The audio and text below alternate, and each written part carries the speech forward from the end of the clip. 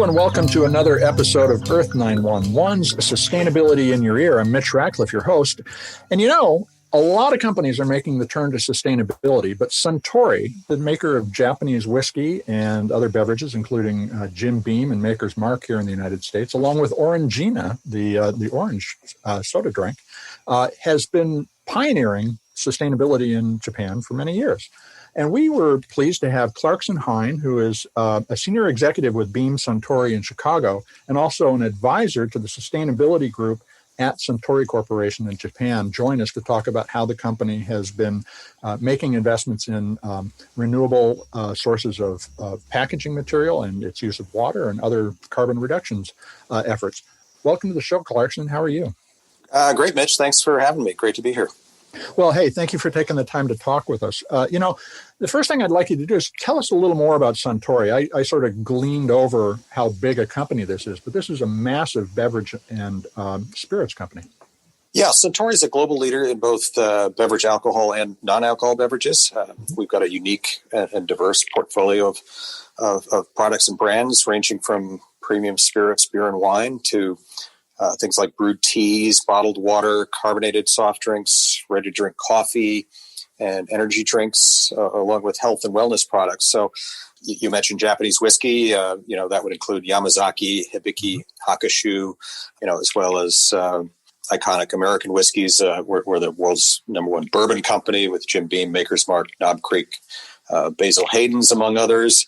And then great iconic brands like Courvoisier Cognac and Laphroaig Scotch, Hornitos Tequila, Sipsmith Gin, and many more. So, consumers in Japan and Asian markets will recognize the premium malts beer, and other brands include popular non-alcoholic beverages like Orangina, as you mentioned, as well as Lucozade, Ribena, Boss Coffee, and Suntory Teninsui Water in Japan. And the company dates back to 1899, founded by Shinjiro Tori, who opened his first wine shop then. Now, Suntory is ranked above the 360 other companies in its group for a long time, well above average for environmental, social, and governance issues. When did Suntory make the commitment to start to pursue those goals, and what drove the decision?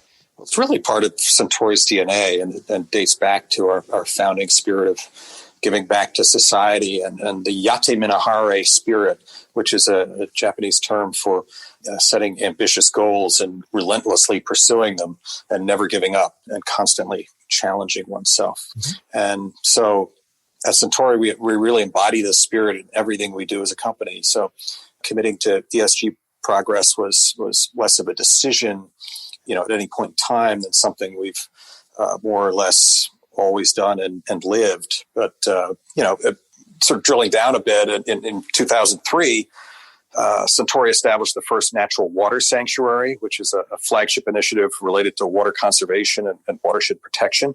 Mm-hmm. And more recently, we've made a number of commitments focused on three key areas: water, the circular economy for plastics, and CO2 reduction. So by 2030, for example, we aim to transition all our PET bottles used globally to be 100% recycled material or bio-based materials, and to achieve zero fossil-based material in those bottles. We have an ambition to reduce absolute CO2 emissions from our global operations. Those are the scope 1 and 2 emissions by 25% compared to the 2015 baseline. Reduce absolute CO2 across the entire value chain, those scope 3 emissions by 20%, and improve the efficiency of our water use in all our plants globally by 15% by 2030, again, against the 2015 benchmark. So at the same time, we're targeting to implement watershed conservation activities in more than 50% of our plants worldwide, engaging our suppliers to promote sustainable water use in the production of our key raw materials. And we also look to implement water and hygiene education programs and provide access to safe water to a total of 1 million people, particularly in water-stressed areas. Well, that's great. Let me drill in a little bit on the idea of fully sustainable plastic in bottles by 2030. And you said both that it would be recycled PET and bioplastics. I guess the question I have, and this is what a lot of our audience question too is, how do you know what to buy? Does Suntory help you identify the recycled content in these packages so that you can make a decision that's supporting a more sustainable approach to packaging?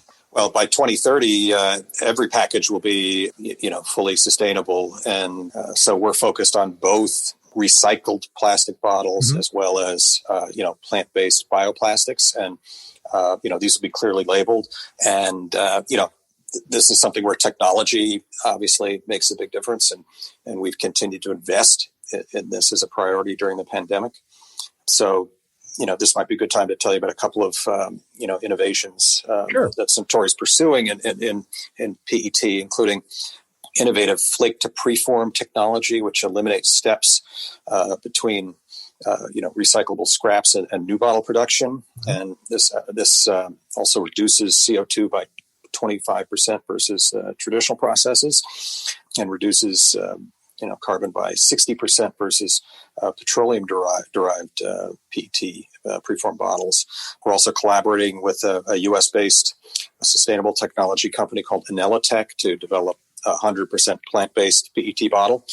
And this summer, we announced a JV in Japan called R Plus Japan, in partnership with cross-industry companies in the plastic value chain in Japan to advance chemical recycling processes. So creating a circular economy for plastic is a top priority for us at Suntory.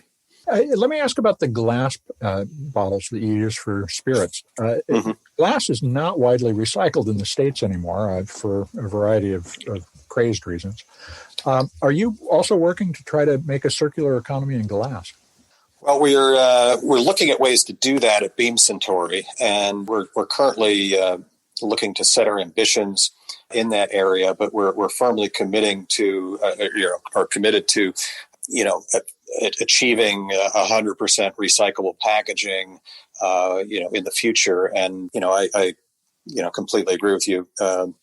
Glass and plastic are two different animals in this space, and we'll be working with our suppliers and with our own R&D people and with our brand teams on ways to move to a packaging positive position across all formats. Right.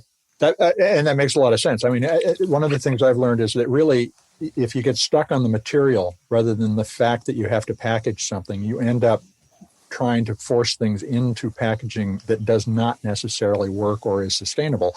And, another element, and we talked about they're going to be labeling, you'll be labeling the packaging so that you can tell whether or not it's recycled or bioplastic. Well, and with glass too, it's consumers often perceive a product as being high quality if the package weighs a lot. Right. So there's a natural tension between, a consumer's expectation for quality and premiumness and their expectations of a company to be sustainable. Well, and you also mentioned the idea of a consumer education program. So what kind of consumer education messaging are you thinking about getting out there to help people start to understand these decisions they're going to be making? Well, in Japan, for example, consumer education around recycling has been, really successful. Yeah. And when you look at recycling in Japan, it's remarkable that Japan's recycling rate is 4 times the rate that it is in the U.S. So, Japan's rate is 84%. But, the good news about that is it demonstrates that massive progress is possible. Right. And, that comes through innovations in recycling technology, partnerships, and cultural commitment, which includes consumer education initiatives. And these are big challenges, and neither government or business can solve these problems alone. But in Japan, Suntory and others have advanced sustainable practices by working collaboratively with government and industry peers, and that could be a useful model for other countries. And these collaborative efforts have focused on measures that make it easier for materials like plastic to avoid entering the waste stream and to become part of a circular system. So, for example, we work with the government there and the beverage industry on initiatives to increase recyclability, including making all bottles transparent and creating labels that were easily removed. Yeah. And that helped drive the recycling rate, above 80% nationally in Japan. Well, I'm curious, when did that happen? When did you cross the 80% threshold? Do you know? Well, that's the national rate in Japan. Right. And, I think it's been in the past 2 or 3 years, but I don't have the exact date. I'm sorry. I'm just curious because, we desperately need to make progress, and it would be great to be able to point to other countries that have made progress, not 30 years ago, but within the last year. And it sounds like Japan's doing that. No, it's definitely been recent. And, again, I think it stands as a great example that, yes, this can be done. Yeah, well, from your lips to God's ears. Now, you mentioned water sanctuaries, and Suntory has a commitment to return more water than it uses to the environment by 2050. How does that work? How do you put back more water than you take out, and what role does the water sanctuary play in that plan? We have a goal to cultivate double the amount of water we use in our plants in Japan. We achieved that actually in 2019, a year ahead of our target. And key to that is what we call natural water sanctuaries. And these are things we're currently looking to expand. It's a watershed conservation initiative to facilities broadly across the world. And we're one of only a few companies working to be globally water net positive by 2050. Mm-hmm. And we're committed to improving water use efficiency in all our plants globally, as I mentioned earlier. And we, Suntory set up the first natural water sanctuary in 2003, as I mentioned, and these sanctuaries help create better conditions to regenerate water naturally. And I've actually participated in efforts in forests in both Japan and in the U.S. to, for example, reduce invasive plant species and plant new trees to create the conditions to, regenerate natural water. And we're really proud of the progress we've made. And we're bringing this to other markets. And in 2016, we established a 33-acre water sanctuary on the grounds at the Maker's Mark Distillery in Loretto, Kentucky. Uh-huh. And that was the first such sanctuary in the United States. And 2 years later, we established a Natural Water Sanctuary Alliance on about 15,000 acres of land in the Bernheim Arboretum and Research Forest in Claremont, Kentucky. And that contains the water source for the Jim Beam distillery. And we've now expanded watershed protection activities to production facilities in India, Mexico, Spain, and the U.S. Virgin Islands. And we're planning future investments in Scotland, Ireland, France, and Canada. Sounds like where you make a lot of different distilled drinks, actually. That's what the map works. Well, but natural water is essential to our products, and sure. And that's why we're committed to protecting and nurturing that water for our products, our communities, and for future generations. I'm still a little lost on the idea of how you can be net positive water when, of course, you deliver liquid from your factories. How does the water? Are you doing some form of condensation in order to recapture water from the air in order to put more water back? It's just it's a tough concept. Yeah, no, I understand that, but it's about creating the conditions for water to regenerate naturally.